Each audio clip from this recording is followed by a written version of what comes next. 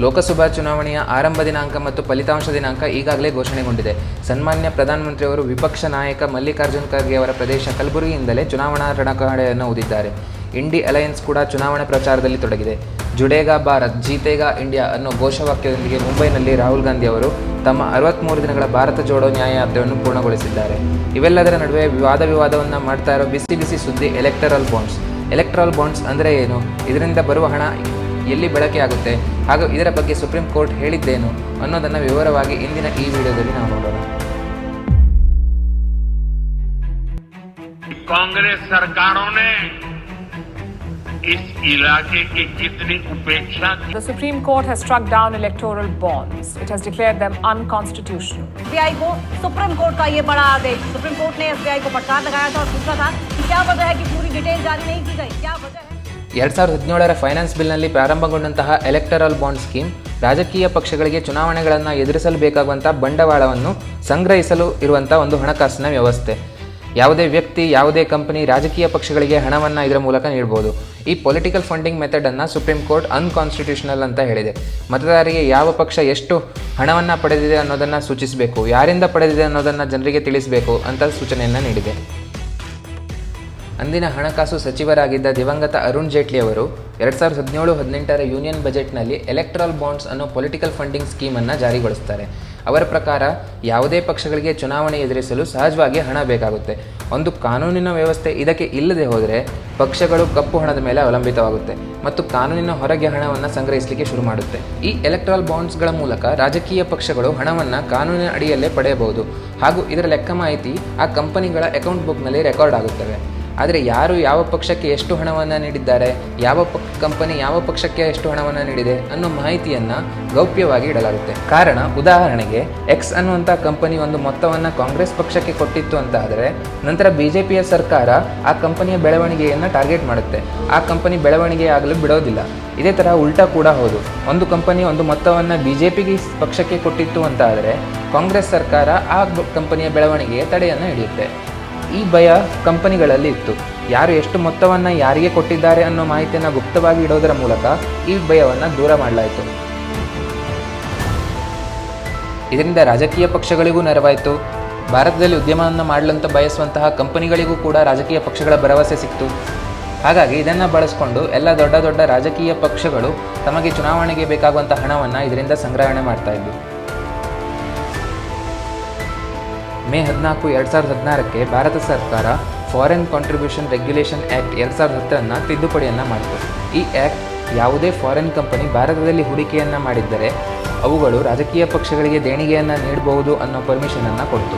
ಅದಕ್ಕಿಂತ ಮೊದಲು ವಿದೇಶಿ ಕಂಪನಿಗಳು ಭಾರತದ ಪಕ್ಷಗಳಿಗೆ ಹಣವನ್ನು ನೀಡುವಂತ ಇರಲಿಲ್ಲ. 2017ರ ಮಾರ್ಚ್ 31ರ ಬಜೆಟ್ನಲ್ಲಿ ಭಾರತ ಸರ್ಕಾರ representation of people act 1951, reserve bank of India act 1934, income tax act 1961, companies act 2013 ಇವುಗಳಲ್ಲಿ ಬದಲಾವಣೆಯನ್ನು ಮಾಡಿತು. इलेक्टोरल फंडिंग का एक ऐसा विषय है जो लगभग सभी राजनीतिक दलों के साथ संबंध रखता है और सभी दल इसमें अपने सुझाव दें.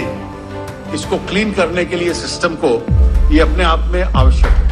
ಇದರಲ್ಲಿ ಗಮನಿಸಬೇಕಾದಂತಹ ಬದಲಾವಣೆಗಳೆಂದರೆ, ಮೊದಲನೇದಾಗಿ ಸೆಕ್ಷನ್ 11 ಫೈನಾನ್ಸ್ ಆ್ಯಕ್ಟ್ 2017 ಇದರ ಮೂಲಕ ಬದಲಾವಣೆಗೊಂಡಂತಹ ಇನ್ಕಮ್ ಟ್ಯಾಕ್ಸ್ ಆ್ಯಕ್ಟ್ನ ಪ್ರಕಾರ ರಾಜಕೀಯ ಪಕ್ಷಗಳು ತಮಗೆ ದೇಣಿಗೆಯಾಗಿ ಬಂದ ಹಣವನ್ನು ಪೂರ್ಣ ವಿವರವನ್ನು ತಮ್ಮ ಅಕೌಂಟ್ ಬುಕ್ನಲ್ಲಿ ಮೇಂಟೈನ್ ಮಾಡಬೇಕು ಅಂತ ಇರೋದಿಲ್ಲ.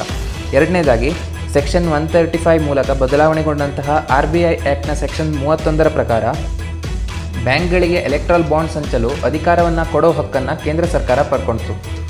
ಮೂರನೇದಾಗಿ ಸೆಕ್ಷನ್ 137ರ ಮೂಲಕ ಬದಲಾವಣೆಗೊಳ್ಳುವಂತಹ ರಿಪ್ರೆಸೆಂಟೇಷನ್ ಆಫ್ ಪೀಪಲ್ ಆ್ಯಕ್ಟ್ನ ಸೆಕ್ಷನ್ 29C ರಾಜಕೀಯ ಪಕ್ಷಗಳಿಗೆ ತಮಗೆ ದೇಣಿಗೆ ರೂಪದಲ್ಲಿ ಬಂದಂತಹ ಕೋಟಿ ಹಣದ ಲೆಕ್ಕವನ್ನು ಗೌಪ್ಯವಾಗಿ ಇಡಬಹುದು ಅಂತ ಅಧಿಕಾರವನ್ನು ಕೊಡ್ತು. ನಾಲ್ಕನೇದಾಗಿ ಸೆಕ್ಷನ್ 154ರ ಮೂಲಕ ಬದಲಾವಣೆಗೊಂಡಂತಹ ಕಂಪನೀಸ್ ಆ್ಯಕ್ಟ್ನ ಸೆಕ್ಷನ್ 182ರ ಪ್ರಕಾರ ಯಾವುದೇ ಕಂಪನಿ ಎಷ್ಟು ಹಣ ಬೇಕಾದರೂ ರಾಜಕೀಯ ಪಕ್ಷಗಳಿಗೆ ನೀಡಬಹುದು ಹಾಗೂ ಇದರಲ್ಲಿ ಯಾವುದೇ ಅಪ್ಪರ್ ಲಿಮಿಟ್ ಇರೋದಿಲ್ಲ. ಇವೆಲ್ಲ ಬದಲಾವಣೆಯನ್ನು ತಂದ ಮೇಲೆ ರಾಜಕೀಯ ಪಕ್ಷಗಳಾದ ಆಡಳಿತ ಸರ್ಕಾರ ಹೌದು, ವಿಪಕ್ಷಗಳು ಹೌದು, ಸತತವಾಗಿ ಗೌಪ್ಯವಾಗಿ ಹಣವನ್ನು ಪಡೆಯುತ್ತಾನೆ ಬಂದಿದ್ದಾವೆ. भ्रष्टाचार के मामले में सीधे प्रधानमंत्री खुद शामिल हैं. ऐसे कई खोजी पत्रकारों ने फाइल की नोटिंग्स तक सार्वजनिक की है. पारदर्शी चुनाव हो, सरल हो, सुलभ हो और हर मतदाता अपने मताधिकार का इस्तेमाल कर सके, We think it's a very good judgment which will have a seminal importance in at least beginning to clean up the system. It's a huge ray of hope for citizens of this country. ಈ ಬದಲಾವಣೆಗಳನ್ನು ನೋಡಿ 2017-18ರಲ್ಲೇ association of democratic reforms ADR ಮತ್ತು communist party of India supreme ಕೋರ್ಟಲ್ಲಿ ಇದನ್ನು ಪ್ರಶ್ನಿಸಿ ಪಿಟಿಷನನ್ನು ಹಾಕಿದ್ವು. 2018ರಲ್ಲಿ ಕೇಂದ್ರ ಹಣಕಾಸು ಸಚಿವಾಲಯ ಸ್ಟೇಟ್ ಬ್ಯಾಂಕ್ ಆಫ್ ಇಂಡಿಯಾಗೆ ಎಲೆಕ್ಟ್ರಾಲ್ ಬಾಂಡ್ಸ್ಗಳನ್ನು ಕೊಡೋ ಅಧಿಕಾರವನ್ನು ನೀಡಿತು. ಯಾರೇ ಬೇಕಾದರೂ 1,000, 10,000, 1 ಲಕ್ಷ ಇಂದ 10 ಲಕ್ಷ 1 ಕೋಟಿಯ ಡಿನಾಮಿನೇಷನನ್ನು ಸ್ಟೇಟ್ ಬ್ಯಾಂಕಲ್ಲಿ ಪಡೆಯಬಹುದು ಹಾಗೂ ಅವರ ವಿವರಗಳನ್ನು ಗೌಪ್ಯವಾಗಿ ಇಡಲಾಗುತ್ತೆ. ಈ ಬಾಂಡ್ಗಳನ್ನು ಜನವರಿ, ಏಪ್ರಿಲ್, ಜುಲೈ, ಅಕ್ಟೋಬರ್ ತಿಂಗಳುಗಳಲ್ಲಿ ಮೊದಲನೇ 10 ದಿನಗಳಲ್ಲಿ ಪಡೆಯಬಹುದು. ಯಾವುದೇ ಪಕ್ಷ 1% ವೋಟ್ಗಿಂತ ಹೆಚ್ಚಿನ ವೋಟ್ಗಳನ್ನು ಹಿಂದಿನ ಚುನಾವಣೆಯಲ್ಲಿ ಪಡೆದಿದ್ದರೆ ಆ ಪಕ್ಷಗಳು ಹಣವನ್ನು ಎಲೆಕ್ಟ್ರಲ್ ಬಾಂಡ್ಸ್ಗಳ ಮೂಲಕ ಪಡೆಯಲು ಅರ್ಹವಾಗಿರುತ್ತವೆ. ಸುದೀರ್ಘ ವಿಚಾರಣೆಯ ನಂತರ ಫೆಬ್ರವರಿ 15, 2024ರಂದು ಸುಪ್ರೀಂ ಕೋರ್ಟ್ 2018ರ ಎಲೆಕ್ಟ್ರಲ್ ಬಾಂಡ್ ಸ್ಕೀಮನ್ನು ತೆಗೆದುಹಾಕಿತು ಹಾಗೂ ವೋಟರ್ಸ್ ರೈಟ್ ಟು ಇನ್ಫಾರ್ಮೇಷನ್ ಆ್ಯಕ್ಟ್ನ ಪ್ರಕಾರ ದೇಣಿಗೆಯ ಪೂರ್ಣ ಮಾಹಿತಿಯನ್ನು ಜನರಿಗೆ ನೀಡಬೇಕು, ಅಲ್ಲದೆ ಸ್ಟೇಟ್ ಬ್ಯಾಂಕ್ ಆಫ್ ಇಂಡಿಯಾ ಇನ್ಮುಂದೆ ಯಾವುದೇ ಬಾಂಡ್ಗಳನ್ನು ಕೊಡಬಾರದು ಎಂಬ ಆದೇಶವನ್ನು ಹೊರಡಿಸಿತು. 12 ಏಪ್ರಿಲ್ 2019ರಿಂದ ಯಾವ ಪಕ್ಷಗಳು ಯಾರಿಂದ ಎಷ್ಟು ಹಣವನ್ನು ಪಡೆದಿದ್ದಾವೆ ಅನ್ನೋದನ್ನು ಪಬ್ಲಿಕ್ಗೆ ನೀಡಬೇಕು ಅಂತ ಸೂಚಿಸಿತು. ಇದರ ಪ್ರಕಾರ election commission of India electoral ಬಾಂಡ್ಸ್ಗಳ ವಿವರವನ್ನು ಜನರಿಗೆ ನೀಡಿದೆ. ಭಾರತೀಯ ಜನತಾ ಪಾರ್ಟಿ BJP ಬರೋಬ್ಬರಿ 6,986 ಕೋಟಿಯನ್ನು ಈವರೆಗೆ ಪಡೆದಿದೆ. ಇದರಲ್ಲಿ 2019 ಒಂದು ವರ್ಷದಲ್ಲೇ 2,555 ಕೋಟಿಯನ್ನು ಹಣವನ್ನು ಪಡೆದುಕೊಂಡಿದೆ. ತೃಣಮೂಲ ಕಾಂಗ್ರೆಸ್ TMC 1,397 ಕೋಟಿಯನ್ನು ಪಡೆದರೆ ಕಾಂಗ್ರೆಸ್ 1,334 ಕೋಟಿಯನ್ನು ಪಡೆದು 3ನೇ ಸ್ಥಾನದಲ್ಲಿದೆ. ಭಾರತ ರಾಷ್ಟ್ರ ಸಮಿತಿ BRS ಈವರೆಗೆ 1,322 ಕೋಟಿಯನ್ನು ಪಡೆದು 4ನೇ ಸ್ಥಾನದಲ್ಲಿದೆ.